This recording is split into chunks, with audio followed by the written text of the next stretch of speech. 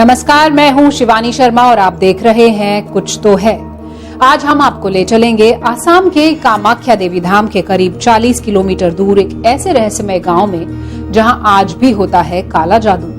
यहां खौफ इतना है कि इलाके के लोग आज भी इस गांव में जाने से डरते हैं। कहानी जुड़ी है कामाख्या देवी मंदिर से सिर्फ चंद किलोमीटर दूर एक मायावी बस्ती से। एक ऐसी धरती जिसे पूरी दुनिया में काले जादू का गढ़ माना गया। आसाम का जादू जो है मेन वहाँ में होता है, जादू टोना जिसको बोलता है, काला जादू। मायंग ब्लैक मैजिक के लिए फेमस है, जहाँ हर गली में तंत्र साधना होती है, जहाँ घर घर में काले जादू के मंत्र गूंजते हैं, जहाँ कदम रखने से आसपास के लोग आज भी खौफ खाते हैं। क्या काला जादू होता है? क्या विज्ञान की नजर में काले जादू का कोई वजूद है? क्या काले जादू से शैतानी शक्तियां हासिल हो सकती हैं?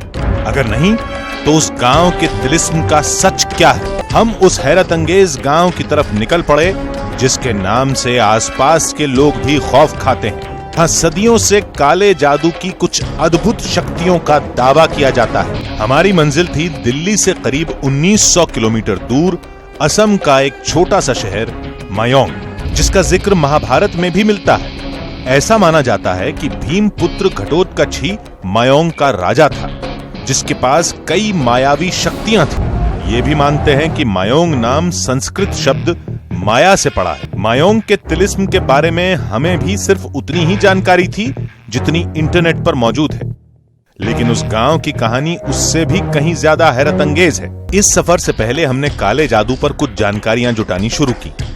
हमें पता लगा कि काले जादू के वजूद से विज्ञान भी इनकार नहीं करता। बात अलग है कि विज्ञान की नजर में इसकी परिभाषा कुछ अलग है। वैसे काले जादू को अलग अलग धर्मों में अलग अलग नाम से जाना गया। आज भी ऐसे सैकड़ों बौद्ध भिक्षु हैं जिनके पास कुछ अद्भुत शक्तियां मौजूद हैं। कुछ बरस पहले थाईलैंड के एक बौद्ध भिक्षु का चमत्कार पूरी दुनिया के लिए अजूबा बन गया था। ध्यान में डूबा ये बौद्ध भिक्षु बिना किसी सहारे के जमीन से करीब 1 फुट ऊपर उड़ गया था। वैज्ञानिक रिसर्च के बाद पता लगा कि इंसान ऊर्जा के इस्तेमाल से वाकई ये करिश्मा कर सकता है, यानी कुछ वैसा ही जैसा पौराणिक कहानियों में बताया गया। हालांकि इस करिश्मे को काले जादू का नाम नहीं दिया गया। मायोंग की मायावी दुनिया की तलाश में हमारा सफर शुरू हुआ। हमारी पहली मंजिल थी गुवाहाटी, असम का सबसे बड़ा और सबसे आधुनिक शहर, जो मायोंग से सिर्फ 40 किलोमीटर दूर है। यहां आकर हमारा पहला मकसद था मायोंग के बारे में कुछ जानकारियां जुटाना। गुवाहाटी में हमारी मुलाकात कई लोगों से हुई जो काले जादू के डर से कभी मायोंग तो नहीं गए, लेकिन मायोंग के तिलिस्म को जानते जरूर हैं। बचपन से सुनते आ रहा है, वहाँ में मतलब आसाम का जादू जो है मेन वहाँ में होता है, जादू टोना जिसको बोलता है, काला जादू मायांग से ही होता है। It's famous for its witchcraft and black magic. Previous जादू टोना वगैरह वगैरह ये सब होता है। वहाँ पे जादू वो अंधविश्वास का बोली एक जगह है, वहाँ पे जादुई पहले हम लोग काफ़ी बारे में उनके बारे में सुना था।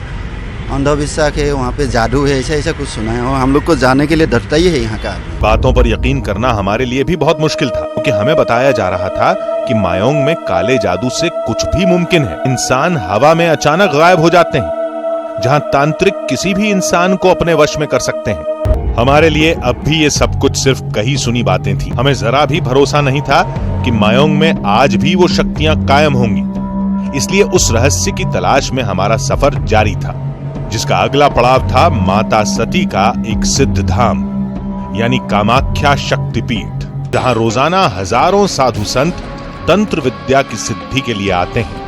ऐसा माना जाता है कि जब राजा दक्ष ने अपने यज्ञ में महादेव शिव का अपमान किया तो माता सती ने खुद को योगाग्नि में भस्म कर लिया। कामाख्या देवी को यंत्र तंत्र और मंत्र का सबसे बड़ा धाम माना जाता है। हमें उम्मीद थी कि शायद मायोंग के रहस्य का एक सिरा इस शक्तिपीठ से भी जुड़ता होगा, लेकिन हमें बताया गया कि कामाख्या शक्तिपीठ का काले जादू से कोई वास्ता नहीं है। कामाख्या देवी से मायंग का कोई संपर्क नहीं है। ये असम का डिस्ट्रिक्ट नगांव डिस्ट्रिक्ट का एक जगह है मायंग। उसमें तंत्र सब से नहीं होता है, वो लोग जादूगरी होते हैं। यहाँ पे जादूगरी होते हैं, जैसे आदमी को बकरा बना देते हैं, बकरा को आदमी बना देते हैं। ये वो लोग का माध्यम से वो लोग करते हैं। वो लोग का माध्यम से कामाख्या देवी का मंदिर में कोई हम लोग का साथ नहीं, सिस्टम नहीं है। इस धाम में हमारी मुलाकात कुछ साधु संतों से भी हुई, जिन्होंने मायोंग से जुड़ी कुछ वही कहानी बताई जो हम अब तक सुनते आए थे। कामाख्या है वो देवी शक्ति है, देवी पीठ है। यहाँ पर उसका दर्शन करने से, उसकी माँ का आंचल में आने से सर्व दुख मिट जाता है और सर्व संकट भी हट जाते हैं। और जो मायंग के बारे में बताते हो, हाँ, तंत्र विद्या की भूमि तो है, वो बात सत्य है। काले जादू के रहस्य की तलाश में हमारी टीम फिर निकल पड़ी। उन कच्चे रास्तों से होकर हम लगातार आगे बढ़ रहे थे। हमें तलाश थी कुछ ऐसे लोगों की जिनसे हम मायोंग से जुड़ी जानकारियां जुटा सकें। लेकिन इलाके के लोग भी मायोंग के बारे में सिर्फ कही सुनी बातें ही जानते थे। हम सुना हुआ है जो उस जगह में जो कुर्सी बैठने का जो कुर्सी है ना, वो बैठने से को जो तांत्रिक का उसको निकल नहीं पाएगा, ऐसा हुआ। और जो पट्टे हुआ ना, कटहल का पट्टे, वो पट्टे का मछली बनाया, ऐसा मैं सुना हुआ है। उस आदमी का शेर बनाया, ऐसा भी सुनाया है। हमारे जहन में कई सवाल थे कि आखिर आसपास के लोग भी मायोंग जाने से क्यों डरते हैं? क्या वहां आज भी काले जादू का तिलिस्म कायम है? हमें बताया गया कि मायोंग में आज भी उन तांत्रिकों की बस्ती है जिनके पूर्वजों ने उस गांव में एक मायावी दुनिया रची थी। दुनिया का हर जगह से मायोंग में इतना लोग आता है एवरी साल। मायोंग इसीलिए फेमस है, जो मायोंग ब्लैक मैजिक के लिए फेमस है। लेकिन आज वो ब्लैक मैजिक है या नहीं, ये तो प्रूफ नहीं है। लेकिन अभी अभी इतना लोग है मायोंग में जो तंत्र विद्या से लोग को बीमार भी इलाज किया है। और मायोंग इसीलिए फेमस है, पवित्र वाइल्ड लाइफ सेंचुरी है और लगभग ब्लैक मैजिक के लिए फेमस है। मायोंग से जुड़ी इन कहानियों को सुनने के बाद हमारी बेकरारी बढ़ती जा रही थी और हमारी मंजिल अब सिर्फ चंद मिनटों की दूरी पर थी। काले जादू की उस मायावी दुनिया की तलाश में हम आज पहुंचने वाले थे असम के मायोंग गांव। पता चला कि गांव में गली गली में तांत्रिक बसते हैं और वहां हर घर में काले जादू की साधना होती है। तो चलिए देखते हैं क्या हुआ जब हमारा आमना सामना मायोंग गांव की उस मायावी दुनिया से हुआ। कैसी होती है काले जादू की मायावी दुनिया? क्या काला जादू वाकई एक हकीकत है? क्या किसी गुड़िया को सुई चुभोकर किसी इंसान को दर्द दिया जा सकता है? क्या वाकई कोई ऐसा मंत्र है जो इंसानों को अपने वश में कर सकता है? सदियों से काले जादू को लेकर हम कुछ ऐसी ही कहानियां सुनते आए। आज हम उस रहस्य का सच तलाशने निकले हैं जो साबित कर देगा कि काला जादू एक हकीकत है या सिर्फ लोगों का वहम। इस सदियों पुरानी पहेली की तलाश में हमारी मंजिल है असम का एक छोटा सा गाँव मायोंग, यानी एक ऐसा मायावी शहर जहां से काले जादू की शुरुआत हुई थी, जिसके बारे में यह कहा जाता है कि वहां आज भी काले जादू की एक अनजान दुनिया मौजूद है। हमें बताया गया कि मायोंग में आज भी हजारों लोग आते हैं, काले जादू के सहारे तांत्रिकों से अपना इलाज कराते हैं। हमारी मुलाकात भी ऐसे ही एक शख्स से हुई जो ये दावा कर रहा था कि उसकी गंभीर बीमारी मायोंग के एक तांत्रिक ने चंद मिनटों में दूर कर दी थी। 1 साल से पूरा शरीर फुल दर्द हो गया था और पेट एकदम पूरा फूल गया था, बुरा हो गया था। खाने के लिए भी नहीं सकता, उठने के लिए भी नहीं सकता, बैठने के लिए भी नहीं सकता। उसके बाद मायोंग है ना, मायोंग में एक तो गणेश तुमुंग बोल के तांत्रिक था, कविदास था, उसका पास गया। वो मेरे लिए थोड़ा सा पानी जार के भेज दिया हमको। जब वो पी लिया, मेरा शरीर एकदम पूरा पतला हो गया। हमारी नजर में प्रमल की ये कहानी सिर्फ मनोविज्ञान से जुड़ी थी, लेकिन इस कहानी को सुनने के बाद मायोंग को लेकर हमारी बेकरारी बढ़ चुकी थी। इलाके के कुछ लोग मानते हैं कि मायोंग की मायावी दुनिया महाभारत के किरदार घटोत्कच ने रची थी, जो मायोंग का राजा था। महाभारत के मुताबिक घटोत्कच भीम का पुत्र था, जिसके पास कई मायावी शक्तियां थीं। ग्रंथों के मुताबिक महाभारत युद्ध के वक्त घटोत्कच ने अपनी शक्तियों के दम पर बेहद विशाल रूप धारण कर लिया था और उसकी शक्तियां कौरवों की सेना पर कहर बनकर टूटी। तकरीबन 10 किलोमीटर के सफर के बाद हम उस गांव में पहुंच चुके थे जिसकी हमें तलाश थी। खूबसूरत वादियों और ब्रह्मपुत्र नदी से घिरा एक खामोश शहर। दूर से देखने में यह इलाका भी देश के किसी दूसरे गांव की तरह ही था, लेकिन जैसे जैसे हमारे कदम बढ़ते रहे, हमारी धड़कनें भी तेज होती रहीं। गांव में घुसते ही हमें एक अजीब सी जगह दिखाई दी। हमें बताया गया कि ये वही जगह है जहां तांत्रिक तंत्र साधना करते हैं। इलाके के लोग इसे बूढ़ा मयोंग भी कहते हैं।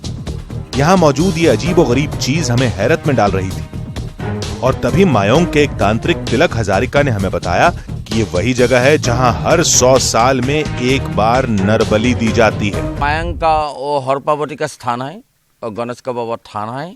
यहाँ में बहुत दिन से यहाँ में बलि विधान होता है और एक दिन में यहाँ 20 साल में एक दफे यहाँ में बलि होता है और हर दिन एक कबूतर, दोनों कबूतर यहाँ में बैठा रहा। यहाँ में तोरवाल है, बलि का अस्त्र है। यहाँ में रोज एक कबूतर यहाँ में बैठा है, अपने आप बैठा है यहाँ में बलि के लिए। ये कबूतर आप कब से देखते आ रहे हैं? नहीं ना, हम तो जब आया है तब हम देखा है 2 कबूतर यहाँ में बैठा होगा। आप देखिए ना, यहाँ में देखिए ना, देखा जाएगा यहाँ में 2 कबूतर अपने आप यहाँ में बैठा। इस शख्स के दावे को जांचने के लिए हम आगे बढ़े और वाकई वहाँ 2 कबूतर मौजूद थे। इतने शोरगुल के बाद भी वो कबूतर वहाँ से भागे नहीं। लोगों का दावा है कि हर रोज 2 कबूतर यहाँ अपने आप आते हैं और बलि को कबूल करते हैं। हम थोड़ा और आगे बढ़े तो हमें पहाड़ों की चट्टानों पर भगवान की प्रतिमाएं मिली, जिनमें कुछ भगवान गणेश की थीं, तो कुछ भगवान शंकर और मां पार्वती की। क्या वाकई काले जादू से इंसान को वश में किया जा सकता है? आखिर उस गांव में ऐसा क्या होता है कि आसपास के लोग भी यहां जाने से कतराते हैं? लेकिन जब हमारा सामना उस मायावी दुनिया से हुआ तो एक बार हम भी चकरा गए। काले जादू की जड़ तलाशते हम मयोंग गांव में प्रवेश कर चुके थे। हमें तलाश थी एक ऐसे शख्स की जो मयोंग के मायावी होने का सबूत पेश करे। अपने सवालों का जवाब तलाशते हुए हमारी मुलाकात हुई मयोंग के एक तांत्रिक तिलक हजारिका से, जो अपनी शक्तियों से लोगों की बीमारियां दूर करने का दावा करते हैं। तिलक के मुताबिक मयोंग में अब काले जादू की परंपरा नहीं बची, लेकिन हमारी चुनौती को कबूल करते हुए तिलक हजारिका ने कैमरे पर अपनी शक्तियों को साबित करने का दावा किया। हमारी टीम को एक थाली दी गई जो करीब 1.5 से 2 किलो की थी। हमें कहा गया कि हम इस थाली को वहां मौजूद एक शख्स की पीठ पर रखें। कई कोशिशों के बाद भी वो थाली लगातार फिसलती रही, लेकिन फिर तिलक हजारिका ने अपनी शक्तियों के इस्तेमाल का दावा किया। उन्होंने कुछ मंत्रों के साथ उस शख्स की पीठ पर पानी के कुछ छींटे मारे, फिर एक कपड़े से पीठ को साफ किया, जिसके बाद वो थाली उस शख्स की पीठ पर चिपक गई। तिलक हजारिका लगातार मंत्र पढ़ते रहे और उस थाली पर पूरी ताकत से भभूत फेंकते रहे, लेकिन वो थाली अपनी जगह से नहीं हिली।